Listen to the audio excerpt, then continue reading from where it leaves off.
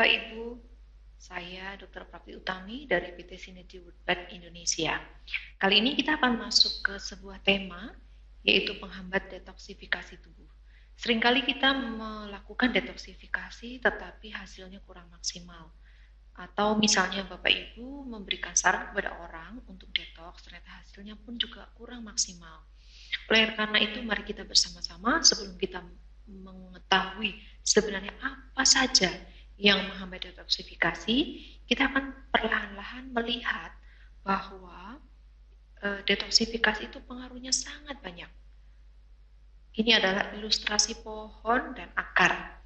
Kita akan lihat dua bagian ini, yaitu ini adalah pembatasnya, ini adalah permukaan tanah, di mana di atas permukaan tanah adalah terdiri dari batang dan daun. Ini adalah yang nampak oleh mata. Sedangkan yang di bawah tanah adalah akar. Akar ini tidak nampak oleh mata, tersembunyi, bahkan tidak terlihat, yang ternyata itu akan mempengaruhi kesuburan ataupun mempengaruhi banyaknya buah atau bunga dari sebuah pohon. Baik, Bapak Ibu, kita akan lihat dan saya akan berikan sebuah contoh. Contoh kasus yang sering sekali kita jumpai adalah misalnya yang nampak di sini kita bisa melihat fenomena yang nampak dari pohon ini adalah melambangkan dari tubuh kita.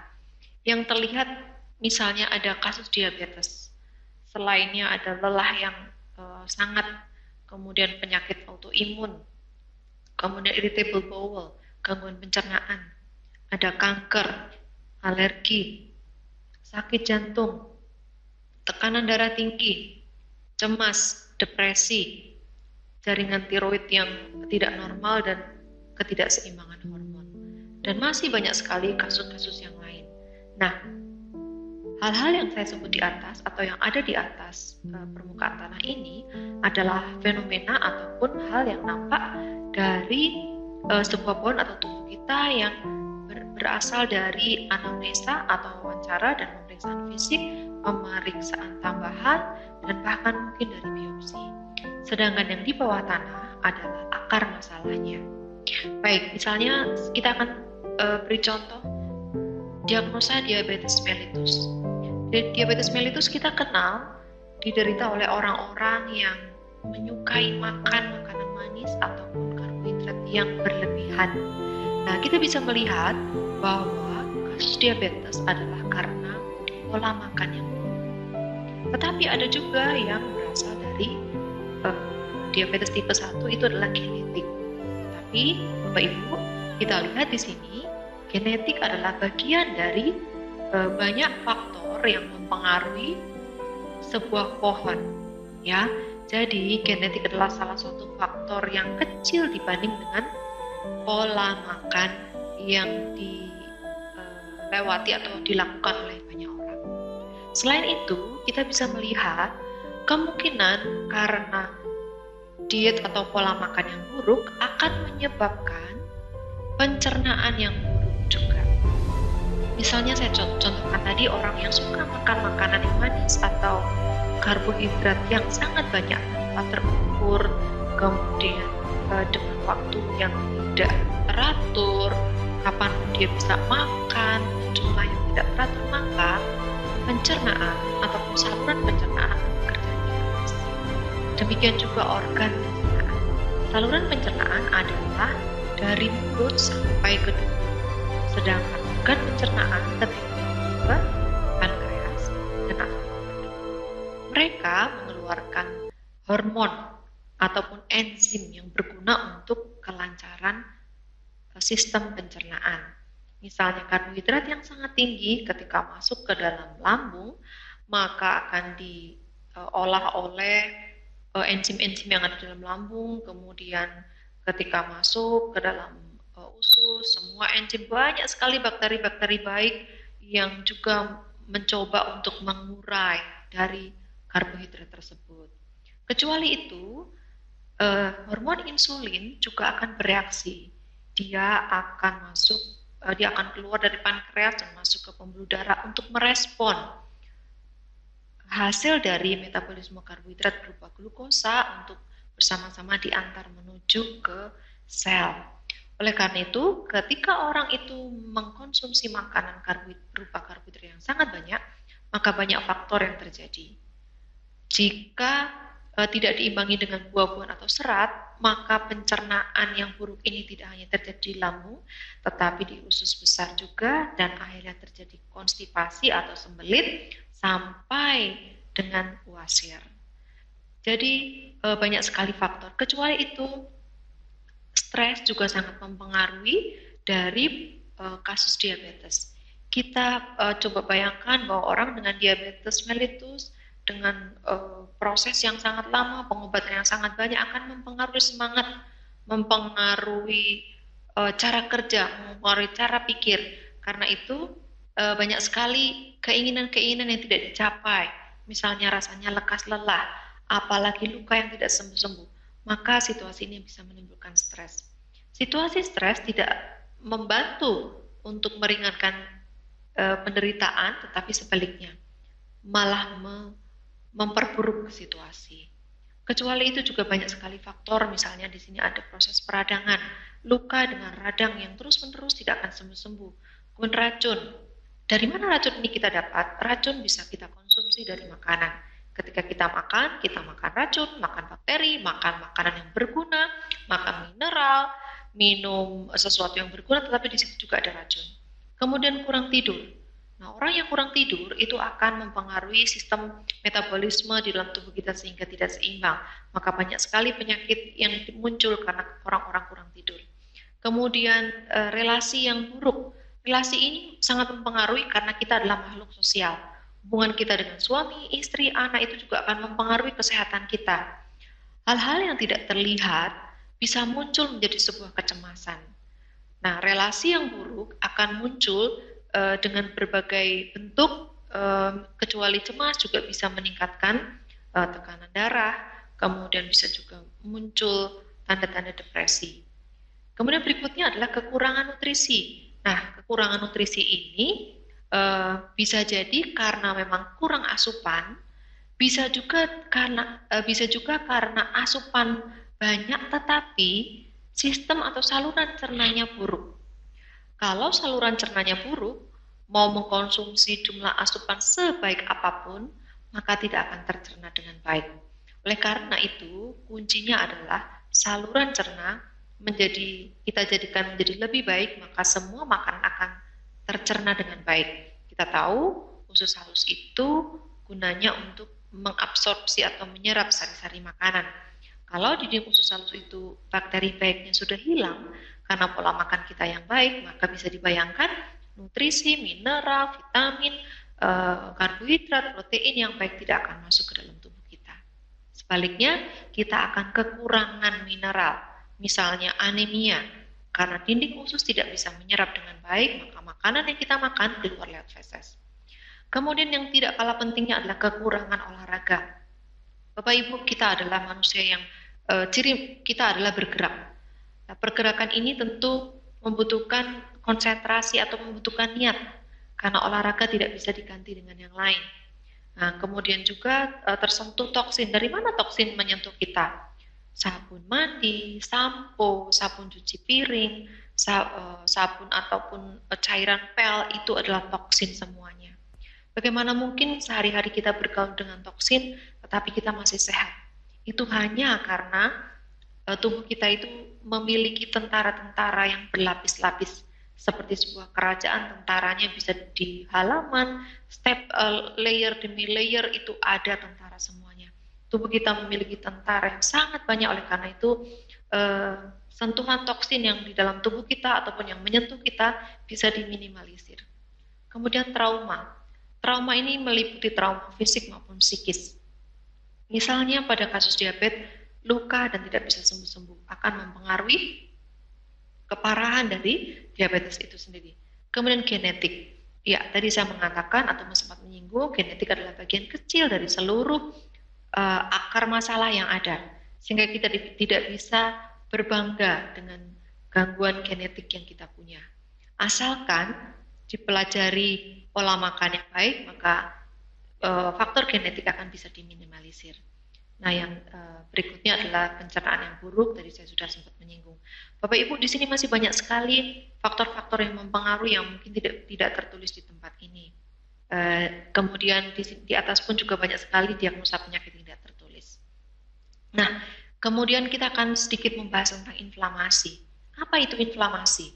Inflamasi adalah proses peradangan yang sebenarnya membantu tubuh kita untuk mencapai keseimbangan. Misalnya, kita terkena goresan, kemudian terluka, maka tubuh kita akan terjadi proses peradangan. Siapa yang bertanggung jawab terhadap proses peradangan itu? Seluruh tubuh kita bertanggung jawab. Nah, ketika proses peradangan terjadi, kemudian terjadi perbaikan dan luka menjadi tertutup. Tetapi, jika peradangan itu terjadi bertahun-tahun, maka yang terjadi adalah fenomena penyakit-penyakit yang di sini. Karena peradangan yang menahun akan menimbulkan luka yang tidak sembuh-sembuh. Nah, memang tidak semuanya nampak luka itu. Peradangan di pembuluh darah tidak nampak, sehingga bisa menyebabkan penyakit jantung. Peradangan itu mengeras, kemudian menimbulkan pembuluh darah yang semakin kecil. Nah, kita akan lihat sebenarnya bagaimana tubuh merespon segala sesuatu di dalam tubuh kita. Segala sesuatu yang ditangkap itu masuk ke dalam otak, kemudian oleh saraf simpatik disampaikan ke kelenjar suprarenalis yang ada di atas ginjal untuk mengeluarkan hormon sebagai respon dari segala sesuatu yang dilihat, sebagai sesuatu yang didengar, ataupun segala sesuatu yang dirasakan. Nah, misalnya terjadi gangguan ataupun terjadi stres di dalam tubuh kita, maka otak akan memerintahkan kelenjar adrenal untuk mengeluarkan zat anti stres, atau mungkin mengeluarkan hormon untuk merespon stres. Maka ketika stres datang, maka ada hormon renin-angiotensin yang meningkat dan akhirnya menimbulkan hipertensi. Hormon renin-angiotensin adalah hormon yang mengendalikan tekanan darah. Oleh karena itu, ketika tekanan darah meningkat, maka menimbulkan gangguan atau menimbulkan reaksi dari jantung untuk memompa sebanyak-banyaknya darah yang masuk untuk mensuplai oksigen ke seluruh tubuh. Bapak Ibu, sistem ini terjadi setiap saat dan setiap waktu. Jika yang kita lihat, jika yang kita dengar adalah hal-hal yang menimbulkan stres, bisa kita bayangkan. Otak, ginjal, jantung bekerja lebih keras sehingga menimbulkan banyak sekali penyakit yang dapat menyebabkan atau dapat memicu seluruh metabolisme tubuh kita. Oleh karena itu, ketika kita mendapatkan respon yang menyenangkan, maka otak pun juga akan merespon dengan baik. Kemudian dia akan memberitahu kepada kelenjar adrenal untuk mengeluarkan zat-zat yang menyenangkan. Kalau kita kenal adalah endomorfin, zat yang membuat pembuluh darah melebar dan suplai oksigen kemana-mana bisa tercukupi. Nah, Bapak Ibu, mari kita boleh menyadari bahwa faktor eksternal, segala sesuatu yang di luar itu akan direspon oleh tubuh kita. Nah, ini adalah skema yang mirip dengan ilustrasi pohon di depan. Karena ini adalah pohon yang di atas tanah, meliputi organ sistem diagnosa yang mirip ya seperti tadi, tetapi ini adalah seperti pohon ilmu. Karena tanda dan gejala itu melibatkan ilmu-ilmu saraf, kemudian ilmu pencernaan, melibatkan endokrin, kardiologi, kemudian jantung, paru-paru, kemudian urologi, hepatologi, dan imunologi. Semuanya terkait satu sama lain. Nah, hal ini tidak bisa dilepaskan dari sistem tubuh kita yang bersama-sama untuk membuat tubuh menjadi tetap stabil atau mencapai keseimbangan. Kemudian ini adalah sistem dan merupakan sistem tubuh kita untuk mencapai keseimbangan. Nah, Bapak Ibu, di sini juga kita bisa melihat bahwa ada banyak akar masalah yang kita baca seperti tadi ilustrasi yang di depan menjadi penyebab dari penyakit-penyakit yang muncul yang merupakan sebuah korelasi dari berbagai bidang ilmu di dalam tubuh kita. Nah, intinya adalah detoksifikasi bisa terjadi kalau tubuh kita itu seimbang. Jika tidak seimbang, maka detoksifikasi akan terganggu. Sebaliknya, detoksifikasi juga akan membantu tubuh kita menjadi seimbang. Oleh karena itu, sebelum kita mengetahui orang itu akan menjalankan detoks, maka kita harus menganalisa kira-kira bagian mana dari tubuh orang tersebut yang mengalami gangguan, sehingga kita bisa membantu orang tersebut untuk memperbaiki gangguan-gangguan tersebut. Nah, Bapak Ibu, kita bisa melihat atau kita bisa menganalisa detoksifikasi yang akan hasil detoksifikasi dari seseorang dilihat dari akar masalahnya. Sehingga ketika hubungan antara tubuh dan pikiran itu terjalin dengan baik, maka detoksifikasi akan berjalan dengan baik. Demikian Bapak Ibu, terima kasih untuk perhatiannya. Mudah-mudahan sesi ini bisa memberikan pemahaman ataupun pencerahan. Terima kasih. Nama saya Irwan Herianto, usia saya 44 tahun. Pekerjaan sehari-hari saya adalah seorang dokter dan salah satu pimpinan di salah satu rumah sakit swasta. Saya punya problem dengan kesehatan saya dulu adalah saya gampang sekali lelah. Vitalitas tubuh saya cenderung menurun ya. Artinya kenapa? Karena memang saya harus berangkat pagi dan pulang agak larut malam begitu. Dan kemudian itu berlanjut secara terus-menerus sehingga saya gampang sekali capek gitu ya. Kemudian salah satu dari teman saya menawarkan salah satu program, yaitu program Smart Detox dengan pola 232 selama kurang lebih 20 hari. Pada awalnya saya sangat skeptis sekali dengan program ini karena saya pikir banyaklah program lain yang memang ditawarkan tapi hasilnya juga nggak begitu maksimal. Tapi kemudian karena gigihnya juga memang teman saya ini menawarkan kepada saya dan akhirnya saya tertarik karena salah satu dari produk tersebut ada yang disampaikan itu adalah punya Nobel Prize gitu. Nah, itu kemudian saya googling, saya cari tahu mengenai Nobel Prize tersebut. Setelah itu saya cobalah Nothing Tulus, saya bilang selama 10 hari tersebut awalnya itu luar biasa sekali.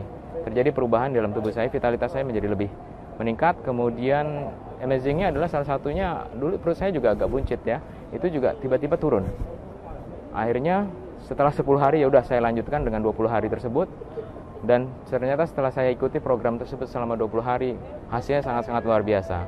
Dimana ya vitalitas saya menjadi lebih baik, kemudian perut saya yang buncit itu berkurang, ikat pinggang saya menjadi berkurang, berat badan saya 7-8